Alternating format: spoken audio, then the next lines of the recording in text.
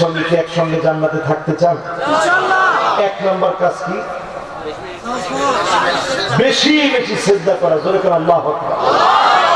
তবে আমি একটু আজকে আপনাদেরকে বলি 70-80 রাকাত দরকার নাই।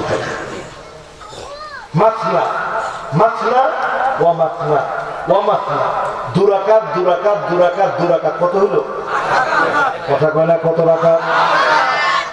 রাসূল কয় মাসনা মাসনা করে পড়ো। 70-80 রাকাত এত বেশি লাগবে না। 8 রাকাত যদি পারেন পড়েন, নাইলে 6 রাকাত পড়েন, নাইলে 4 রাকাত পড়েন, নাইলে 2 রাকাত পড়েন।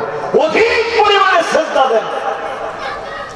নফল এই তাহাজ্জুদের সময় সিজদা, অন্ধকার ওই কবরটা আলোকিত হয়ে যাবে, নূরানি হয়ে যাবে, কবরটা প্রশস্ত হয়ে যাবে। তাহাজ্জুদের কারণে কবরটাকে যিনি আলোকিত বানায় দিবেন তিনি কি? কয় নাম্বার গেছে ভাই? 1 নাম্বার। কয় নাম্বার? 1 নাম্বার কি? অধিক পরিমাণে সিজদা। 1 নাম্বার কি? সবাই বলেন 1 নাম্বার কি? এবার আসুন আমার ভাইরা 2 নাম্বারে। 2 নাম্বারে যতজন আজকের মাহফিলে বসলেন আল্লাহ নবীকে সবচেয়ে বেশি ভালোবাসবেন, সবচেয়ে বেশি মহব্বত করবেন। রাজি আছেন? জোরে কোন রাজি আছেন? আমার ভোলাতে, এই যে আমার বাংলাদেশের ভোলা, নাম শুনছেন? ভোলায় একটা কুলাঙ্গার বেঈমান নবীজির বিরুদ্ধে কটূক্তি করেছিল। সেই ভোলায় তাওহীদি জনতা নেমে গিয়েছে তার বিরুদ্ধে। সেই তাণ্ডবে পুলিশ যখন গুলি চালিয়েছে মুসলমানদের উপরে, সেই মিছিলে 4 জন শহীদ হয়েছে। একটা ছেলের গায়ে দেখলাম অনেকগুলো গুলি লাগা। আমি তার গুলিগুলো ধরে ধরে দেখলাম আর বললাম, তোমার কষ্ট হয় না? ছেলেটা আমার জবাব দিয়ে বলতেছে, হুজুর মাঝে মাঝে টন টন টন টন করে, কিন্তু যখনই মনে হয় এই গুলি আমার রাসূলের জন্য খেয়েছি, আমার কাছে আর কিচ্ছু মনে হয় না। জোরে করে আল্লাহ। এই মাহফিলে বলি আমার ভাইরা, যতজন এখানে বসে আল্লাহ নবীর মহব্বত কলিজার মধ্যে অর্জন করেন, দিল থেকে নবীজিকে মহব্বত করে। আমার নবী তো কোনো দিনের জন্য আমাকে দেখে নাই, না দেখে আল্লাহর হাবিব বললেন, ওয়াদিতু লাউ রাআইনা ইখওয়ানানা।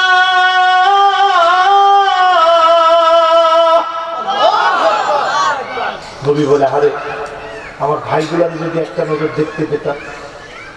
সাহাবায়ে কেরাম সামনে বসা, আল্লাহ নবীর সাহাবীরা বলল, গো নবীজি, আলাসনা ইখওয়ানুক, আমরা কি আপনার ভাই নই?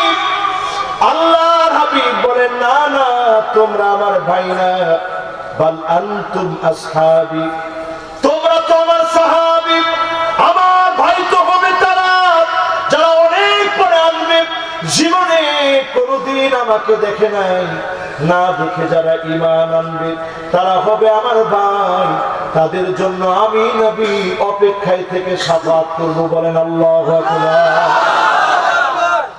ওয়াকিফান ফি নিহায়াতিস সিরাত, পুল সিরাতের কিনারায় নবী দাঁড়ায় থাকেন। উম্মতের হাল কি হবে? কারো হাত কেটে জাহান্নামের মধ্যে পড়ে গেছে, কারো পা কেটে জাহান্নামের মধ্যে পড়ে গেছে, চেহারা ক্ষত বিক্ষত হয়ে আছে। আল্লাহ নবী সবার জন্য অপেক্ষা করবে। আল্লাহর কাছে সেদিন গর্ব করে বলবে, ইন্নী মুকাফিরু বিকুমুল উমাম, ও আমার আল্লাহ অনেক পরে এসে এত এত উম্মত নিয়ে আজকে আমি জান্নাতি। জোরে কোন আল্লাহু আকবার। এজন্য যারা আমার সামনে বসছেন নবীর উম্মত হবে, নবীকে ভালোবাসবেন, রাজি আছেন ইনশাআল্লাহ? সাহাবী প্রশ্ন করেছে, বুখারী বর্ণনা, আপনাকে আমার ওয়াজ বুঝতেছেন সবাই? আমার কাছে মনে হয় বুঝতেছেন, আলহামদুলিল্লাহ। বুঝতেছেন তো ইনশাআল্লাহ? 1 নাম্বার বলছি অধিক পরিমাণে মাশাআল্লাহ, 2 নম্বরে মাশাআল্লাহ নবী মুহাম্মদ। এই দেখেন এখানে আজকে একটা ছেলে আসছে, এই তো মাশাআল্লাহ এখানে বসে, ও সব মাহফিলে যায়, ও কিন্তু বিবিএ কমপ্লিট করছে, কিন্তু কি সুন্দর দাঁড়ি।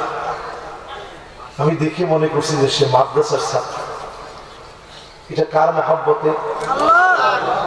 আল্লাহ এবং তার রাসূলের মহব্বতে। জোরে করে আল্লাহু আকবার।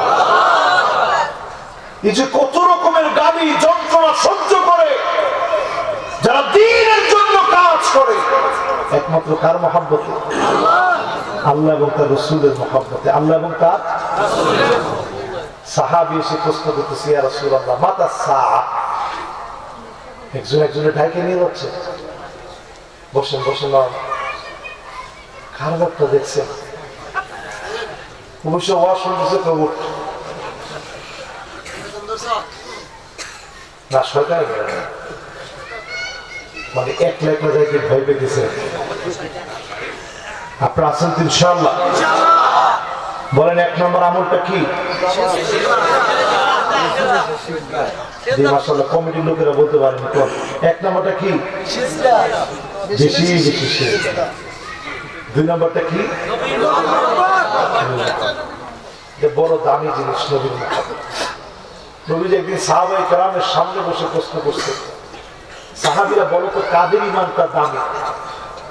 সাহাবায়ে কেরাম বলতেছে, ইয়া রাসূলুল্লাহ ফেরেশতাদের ঈমান বড় দামি, তারা যে আল্লাহর উপর ঈমান আছে। কিছু বলে ফেরেশতারা ঈমান আনবে না কেন? সার্বক্ষণিক তারা আল্লাহর কাছে, তারা তো ঈমান আনবে। বড় কাদের ঈমান দামি? সাথে সাথে সাহাবায়ে কেরাম বলতেছে, নবীদের ঈমানটা বড় আশ্চর্যজনক। নবীরা যে ঈমান আনবে, আল্লাহ নবী বললেন নবীদের উপর আল্লাহ ওহী নাযিল করছে, নবীরা ঈমান আনবে না কেন? এবার নবীজি আবার বললেন, বলো দেখি কাদের ঈমানটা আশ্চর্যজনক? সাহাবীরা বলতেছে, তাহলে আমাদের ঈমান আশ্চর্যজনক, আমরা সাহাবীরা যে ঈমান আনলাম। আল্লাহ নবী বলতেছে, ও আনা ফীকুম, আমি তোমাদের মধ্যে আছি, কেমন করে তোমরা ঈমান না আনবে? এরপর আল্লাহর হাবিব বলেন, শোনো, এমন কিছু মানুষ আসবে যারা পৃষ্ঠার ভিতরে কোরআন কারীম পাবে,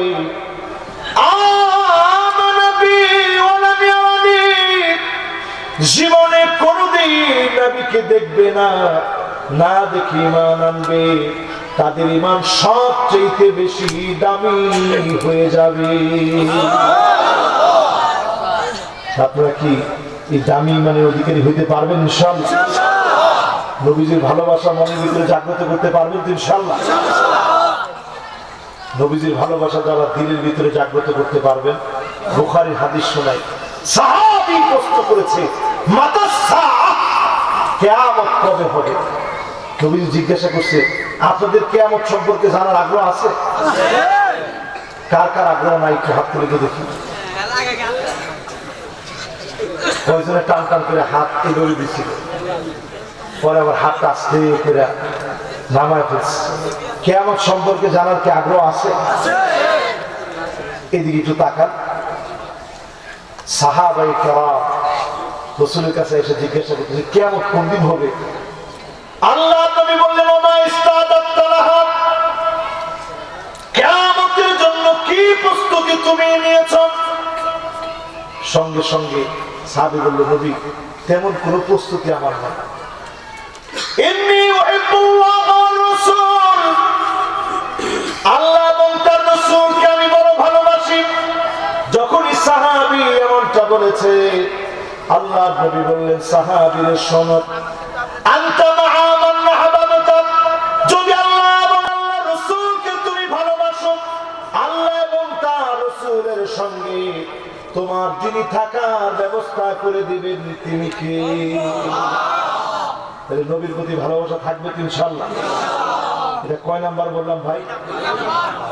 এবার আমার দিকে একটু তাকায় থাকেন। কিয়ামতের কথা যেহেতু বলছেন, অন্তত 5টা মিনিট কিয়ামতের কথা বলুন না, অসুবিধা নেই। আধা ঘন্টা তো কম হচ্ছে, আধা ঘন্টা তো বলবো, আরো তো বিষয় আছে। শুধু কিয়ামতের ব্যাপারে 5টা মিনিট বলি, একটু তাকায় থাকেন। পৃথিবীর ভিতরে নবীজি সাল্লাল্লাহু আলাইহি সাল্লাম 1445 বছর আগে বলে গেছেন। একটু মিলায় দেখেন তো আজকের দিনে। আমার খুব মনোযোগী একজন মেহমান অতিথি, তিনি চলে গেছেন, আশা করছি তিনিও আসবেন ইনশাআল্লাহ।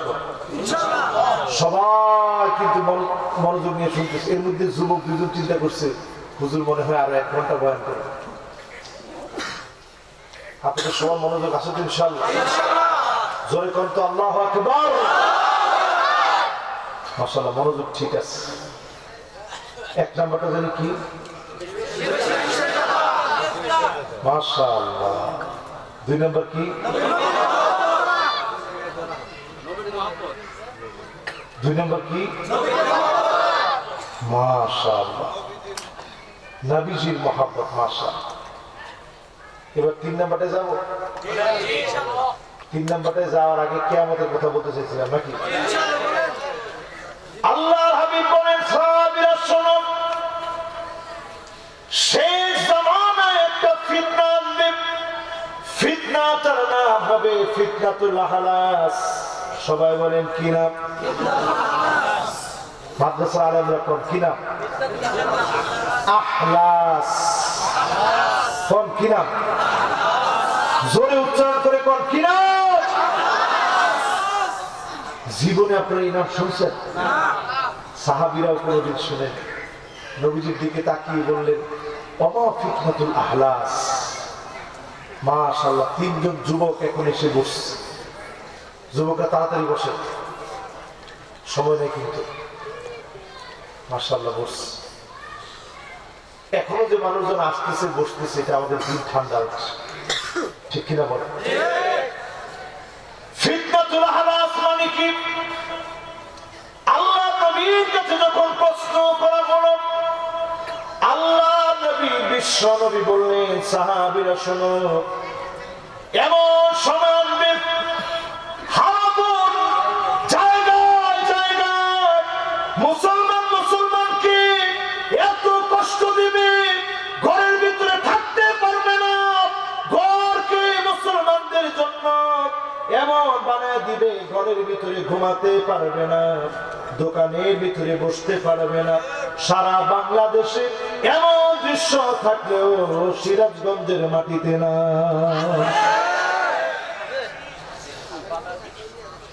কি বলে? আছে?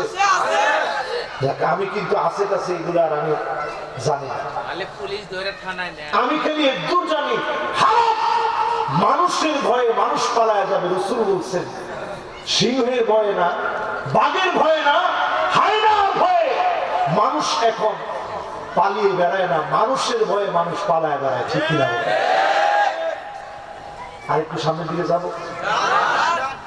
এরপর আল্লাহর হাবিব বলেন, হারবুন, আপনার দোকান, আপনার বাণিজ্য, আপনার দেশ, আপনার রাষ্ট্র, আপনার এলাকার ভিতরে আপনি ব্যবসা বাণিজ্য করেন, ডাকাতের জ্বালায়, লুণ্ঠনকারীর জ্বালায় ব্যবসা করা যায় না, ঠিক কিনা বলে?